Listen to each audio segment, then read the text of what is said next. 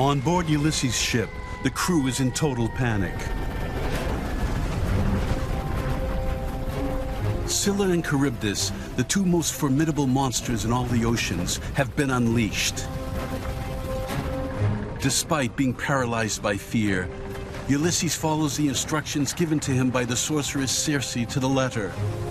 Stay on course and slip between the rocks threatening to crush you. If you try to escape, you will immediately fall into Scylla's clutches and be torn apart by a monster even more fearsome than Charybdis. The helmsman grips the tiller tightly, while Ulysses' ship, battered by the waves, slides between the wandering rocks, quickly followed by the others. Transfixed by the rocks that threaten to close in on them and crush them, the men aboard the ships bringing up the rear keep their eyes glued to Charybdis, so much so that they forget Scylla, still lurking nearby. In a flash, the monster leaps from the waves at the very spot where the last ships of Ulysses' fleet are positioned, shattering them into 1,000 pieces. Its roars drown out the cries of horror from the sailors as its hideous limbs grab them and lacerate them. On the leading ship, Ulysses and his companions look back helplessly as their men are killed and the three ships are shattered into 1,000 pieces. The unfortunate companions, who will never again see Ithaca, howl with terror as Scylla devours them before plunging back into the depths.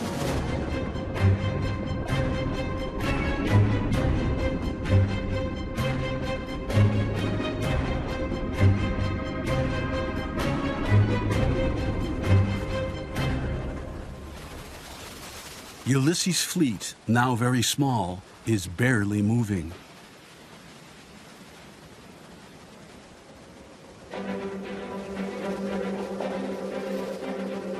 The wind pushes Ulysses and his companions to another nearby island. All fear that some new spell will be unleashed on them.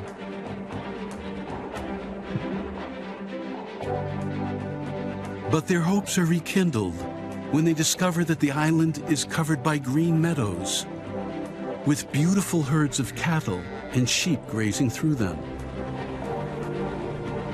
The island seems a welcoming place, far from the monsters and storms. Perhaps it will finally be a haven of peace in the heart of their Odyssey. Ulysses, however, is reluctant to step ashore. This is the Trident Island, home of the herds belonging to the god Helios.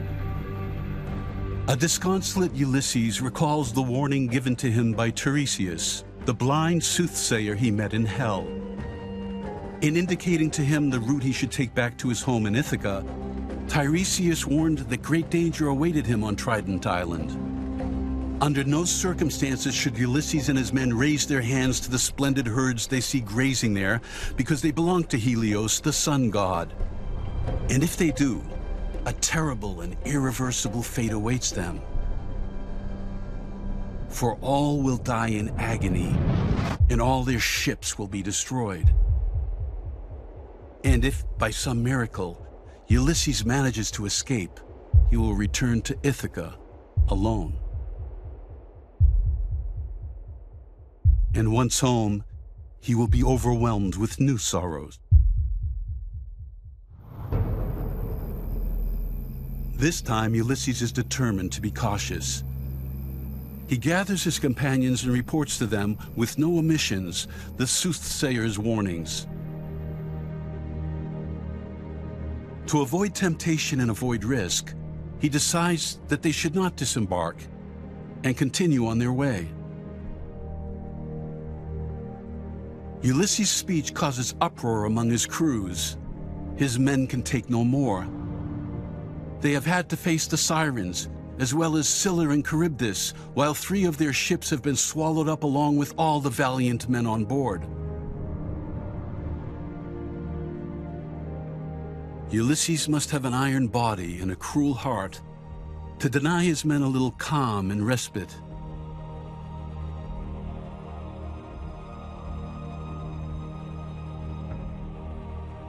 After all they have just been through, they are eager to rest. In this hospitable Trident Island, home of the sun god, welcomes them with open arms. Even Eurylochus and Pylades, the most faithful of the faithful among the crews, join in the sailors' protests against Ulysses. Ulysses then, exhausted, admits defeat. But he makes his men swear never to touch the herds of Helios.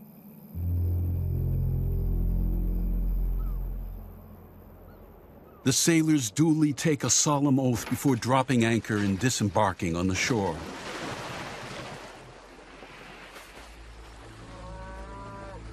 Around them, the herds of Helios, the fatted calves, cows, sheep, and lambs, are resplendent and a sight to behold. The sailors go on their way. They light fires and pitch tents. With the wind stubbornly refusing to rise, a month later, they are still on the island. Day after day, they share out the last food reserves provided by Circe. Their provisions are beginning to run low and diminish further as time passes. Soon, they will have nothing left. So they decided to go in search of fruit and berries, or hunt birds to provide sustenance.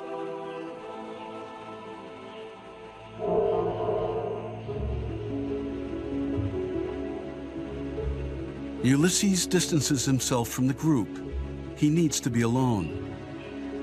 He goes into the forest. He thinks about Penelope, his wife, and about Telemachus, his son, whose memory was revived by the melancholic songs of the sirens. Exhausted, he collapses at the foot of a tree and sleeps. When he awakes, there is total silence all around. Not a sound. Intrigued, Ulysses hurries to the shore. Something surprises him. He can no longer hear the lowing of the cows with their broad foreheads, nor the bleating of the fat ewes with their heavy coats. As he approaches his ships, a sweet aroma fills the air.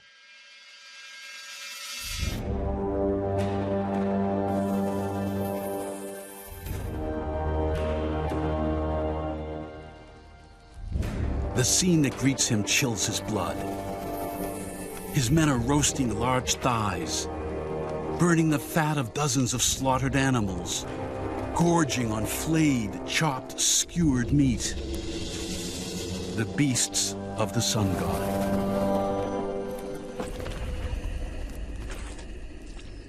Ulysses falls to his knees. Before chastising his men, he first addresses the immortal gods who plunged Ulysses into a deep sleep for his sins, so that he could not prevent his crew from committing this outrage.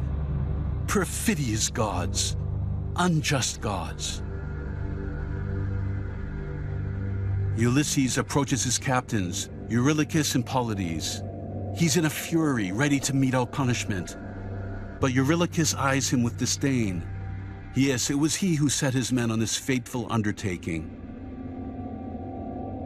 He repeats to Ulysses the words he uttered the previous day. Hunger churns their bellies. There is nothing left of the food they had stockpiled on the ships. So they hunted the oxen of the sun god, offering him the best cuts and feeding on the rest before making provisions for the long journey home. Once in Ithaca, they will erect a temple to Helios and make him magnificent offerings. The sun god will understand. But should he bear a grudge and seek to destroy their ships, the crews would prefer to die suddenly on the waves rather than perish of famine on this deserted island. For while all death is abhorrent, death by hunger is most to be dreaded. Ulysses is about to reply, but suddenly freezes. As the bones of the slaughtered animals begin to move and crawl towards them, accompanied by the ghastly sound of scraps of flesh rattling on the spits, Frightened by this new spectacle, the men rushed aboard their ships, raised the masts, set sail, and haul up the anchors and cast off.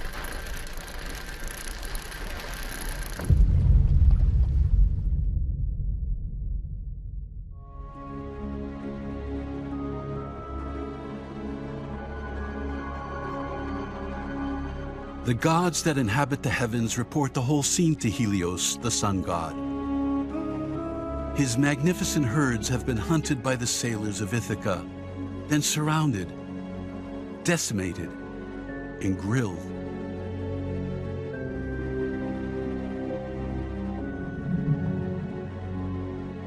Helios is one of the last of the Titans, once at war with Zeus and defeated by the Olympians. Zeus preserved his powers and prerogatives, and every morning Helios soars into the sky in his chariot, drawn by 4 winged horses, and spreads the heat of the sun onto the earth, until his chariot disappears over the horizon to the west, into the land of the Hesperides, where night falls.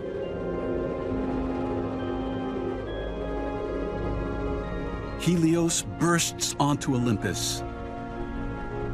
He demands that Zeus make Ulysses and his companions pay for the slaughter of his cattle. Has Zeus forgotten that each of these sacred beasts symbolizes a day of the year? There were 365 in the meadows of Trident Island, 1 per day and per night. If a single one goes missing, as Zeus well knows, the order of the days will be disturbed. But here, carnage ensued, and all were massacred.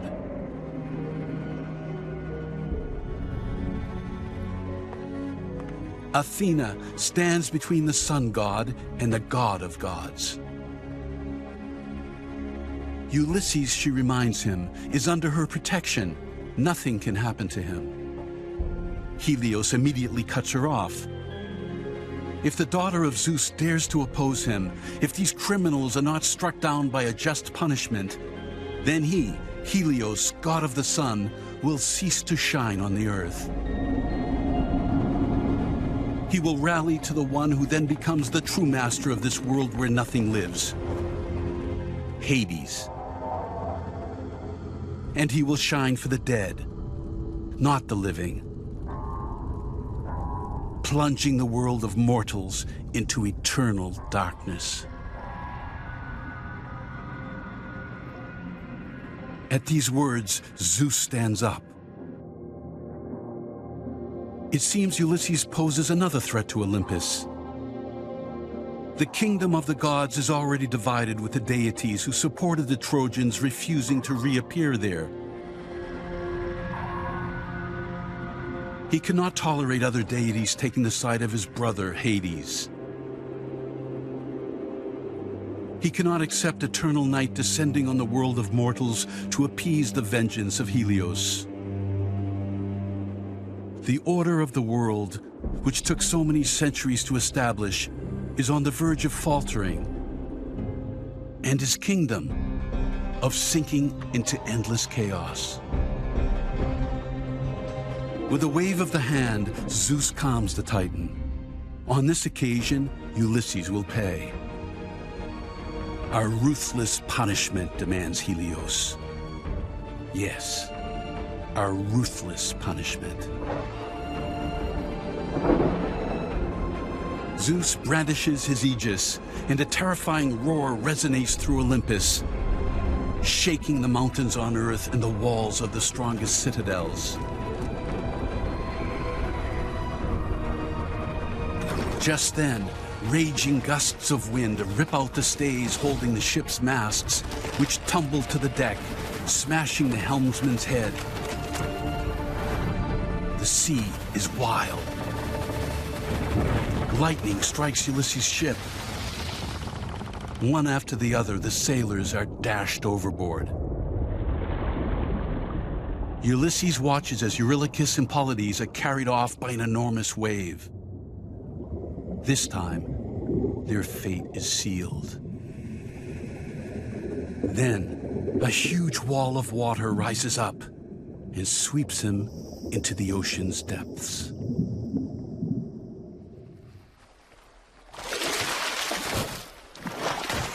The accursed winds carry Ulysses adrift, bringing him back a few fathoms from Scylla and Charybdis.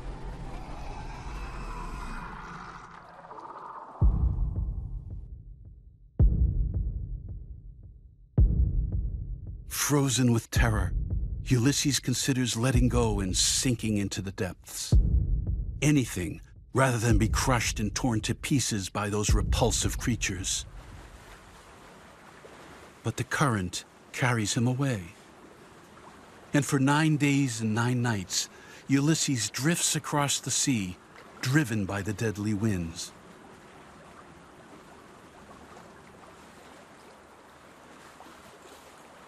At dawn on the 10th day, when he can cling on no longer, the waves wash him up onto the beach of an unknown shore. His strength exhausted, Ulysses loses consciousness.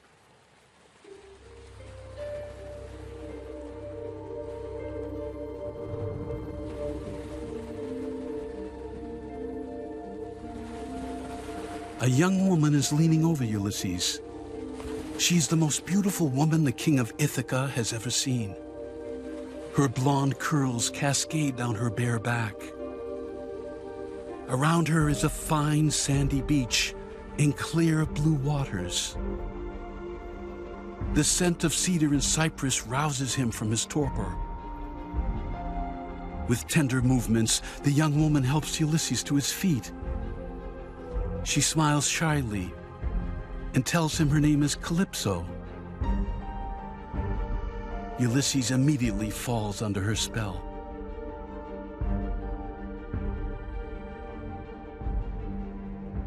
Calypso has ruled over this island since time immemorial.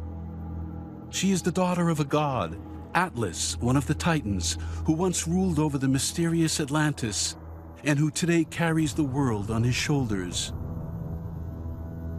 In his glory days, Atlas gave his daughter this remote island, lost at the ends of the earth, far from mortal men. The moment she sees Ulysses, she falls hopelessly in love with him. She takes him into her home, feeds him, and comforts him. She gives him everything a man could possibly want from such a beautiful, sweet, and tender woman. And Ulysses, exhausted by his many tribulations, accepts her generous welcome. Calypso's beauty astonishes him. He is overwhelmed by the tender care she lavishes upon him. He never dreamed that such an island could exist. It was as if nature had deposited all the splendors of the world there. Ulysses loves Calypso, and Calypso loves Ulysses. The force between them exceeds anything the gods can imagine. The force of inevitability, more powerful still than the force of desire that draws them irresistibly together. The weeks go by, then the months. The hours Ulysses and Calypso spend together are filled with wonder. One day, Calypso takes her lover to one of the most beautiful beaches on the island. There, she vows to love him forever. And as a token of her love, she offers him immortality.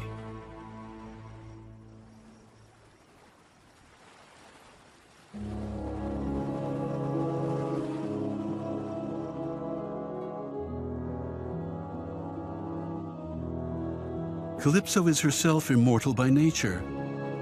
The sources, caves, and beaches on the island obey her, and she has made them places of happiness and bliss. But what will she do with all this beauty, once age has taken her beloved Ulysses away from her? She can offer him what she believes every man desires more than anything else: immortality. Any man would surely wish for it. Ulysses, though, is uncomfortable with the idea. Immortality. He immediately recalls his friend Achilles, who accepted death in the prime of his life in exchange for immortal glory, and who now bitterly regrets his choice as his shadow wanders the world of the dead. But another memory obsesses Ulysses, that of a prince named Tithonus. The story is well known to mortals. Tithonus was a young man of outstanding beauty, so beautiful that the goddess of dawn, Eos, fell madly in love with him. One fine morning, she abducted him and took him away to her kingdom. But only goddesses and gods can live forever, not mere mortals. Eos lived a whole year, then another alongside her handsome prince. One day, she noticed a wrinkle, then a crease in his skin, then a hair starting to turn white, and another falling out. She went to Olympus and begged Zeus to make her beautiful lover immortal.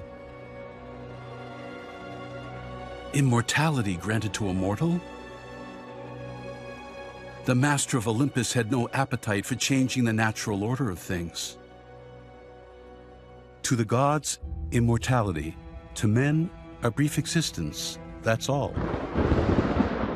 But Eos was so persuasive that Zeus was eager to please her, while at the same time punishing her for seeking to transgress the divine order. The god of gods therefore granted immortality to Tithonus. He would live forever and never die. But Eos had neglected to ask Zeus that his immortality be associated with eternal youth. Day after day, the unfortunate Tithonus wasted away. He lost his beautiful hair and his teeth. His skin withered, his strength abandoned him, and he grew older and older without ever dying. And now, the fate of Tithonus, withering endlessly for hundreds of years, gives Ulysses pause for thought.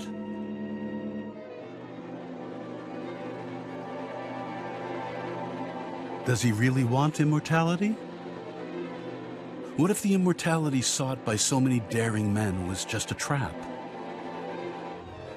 Ulysses prefers his own fate, especially right now, in the arms of a woman as beautiful and devoted as Calypso.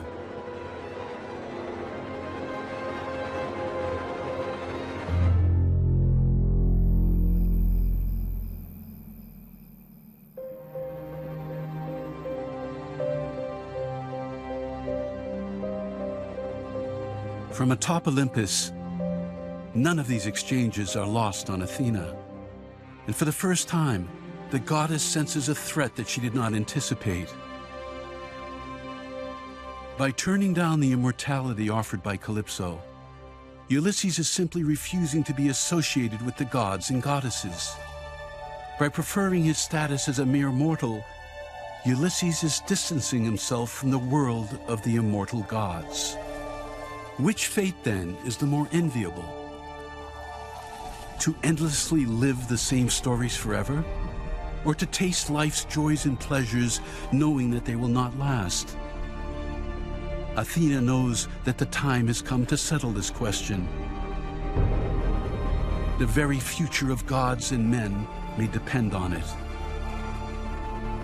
But for now, Ulysses forgets that he is king of Ithaca. He enjoys his newfound peace of mind and yields with confidence and joy to Calypso's caresses. But for how much longer?